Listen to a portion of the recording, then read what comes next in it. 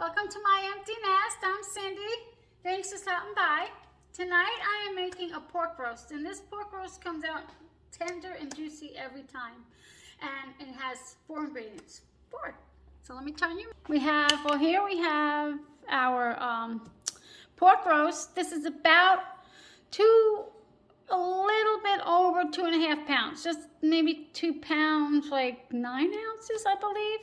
And the 3 ingredients we need is Dijon mustard, apricot preserves, and it calls for thyme, but I don't have that, so I'm just going to use Italian seasoning, which is my go-to pretty much for everything. So I'm going to put you down and show you how we get started. Okay, first thing you do is pat dry your meat, always pat dry. And I said only 4 ingredients, but I always salt and pepper as well. So let me get this aside. And I just salt and pepper, not a whole lot. But you know, for a big piece of meat, you do actually want to salt it a pretty good. Salt and pepper at a pretty good amount. Just a little, not a whole lot. And then here. And you're going to put it fat side up in your pan. Excuse me, because the fat is going to drip down to the rest of the meat and give it flavor and tenderness. Okay, so just a little. Not going to do a whole lot. Okay. Okay, so I have a half a cup plus a teeny bit more of the apricot preserves in my cup here, because the recipe calls for 2 pounds to 2.5 pounds of meat, and I have a little bit more, so I just want to make up for that. So I just put in like a tablespoon more of preserves, and then it calls for 1 tablespoon of Dijon mustard, so I'm going to go a tablespoon plus a teeny bit more. And then a little bit more.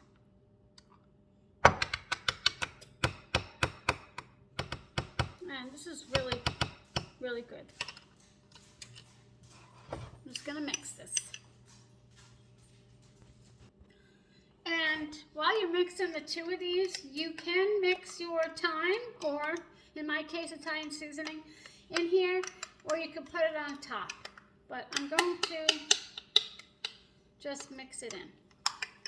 And I'm just going to wing it. I think it's a teaspoon of thyme, but I'm going to probably just do, I guess that's about a teaspoon. But it's a big piece of meat, so maybe a little bit more. But I want to make sure I get enough seasoning on there, enough flavor in my meat. Okay. And here's what it looks like when it is all mixed.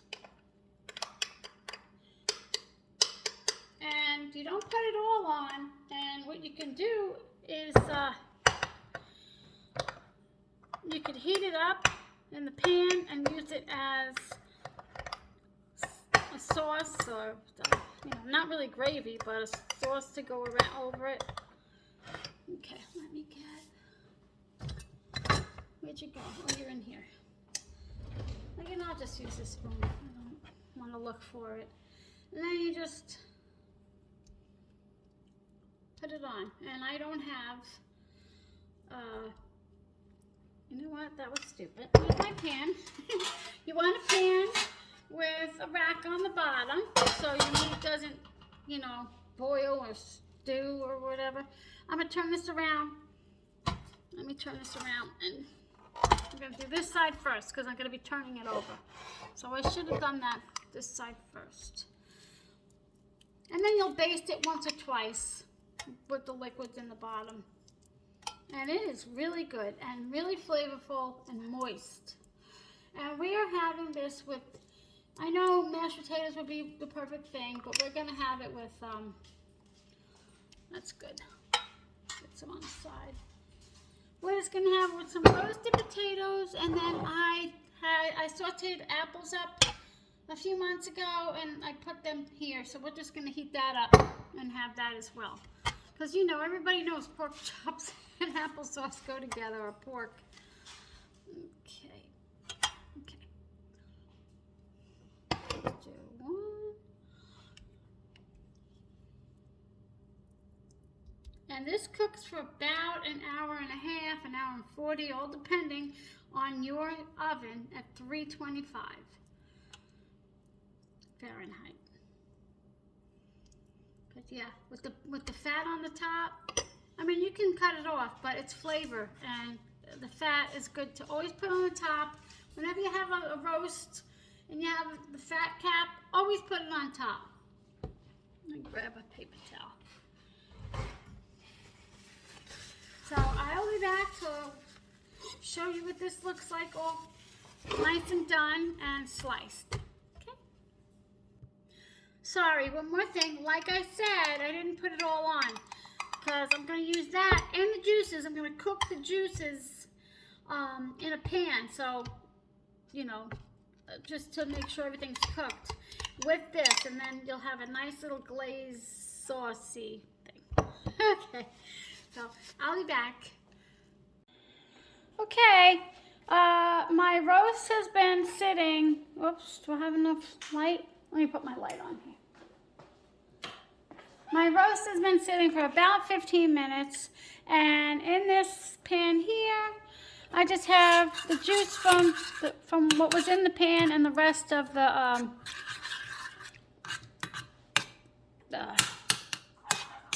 preserves and mustard. So I'm just gonna like heat this and try to thicken it, and then I'm gonna put it over our slices. So I'm gonna slice it right now. And my meat cooked for about an hour and 40 minutes. So.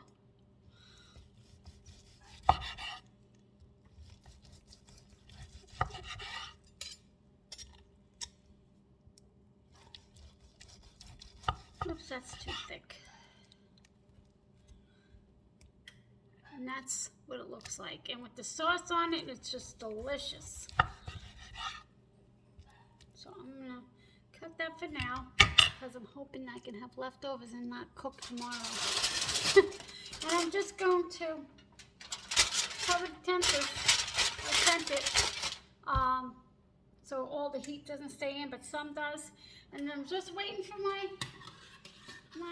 drippings and sauce here, and hopefully we'll thicken it up. If it doesn't thicken up, I can always put cornstarch in it. So I'll be back.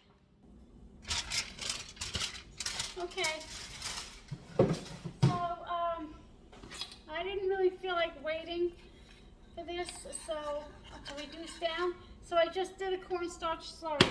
I added 1 teaspoon of cornstarch and 1 teaspoon of cold water and mixed it in. So I'm just going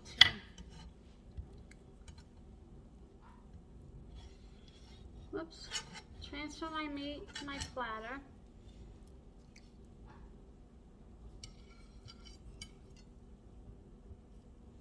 Let's do one more cut here.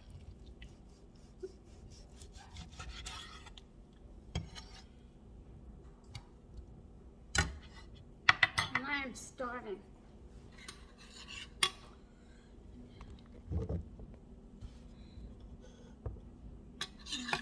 It just thickened a little because I only did a teaspoon, but